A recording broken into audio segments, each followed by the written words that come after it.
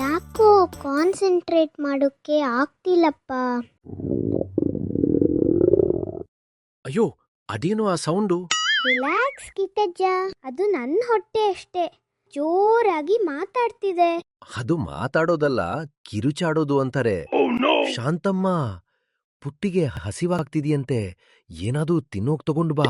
ಮತ್ತೆ ಹಸಿವಾ? ಅರ್ಧ ಗಂಟೆ ಮುಂಚೆ ಅಷ್ಟೇ 2 ಚಪಾತಿ ತಿಂದಿದ್ದಾಳೆ.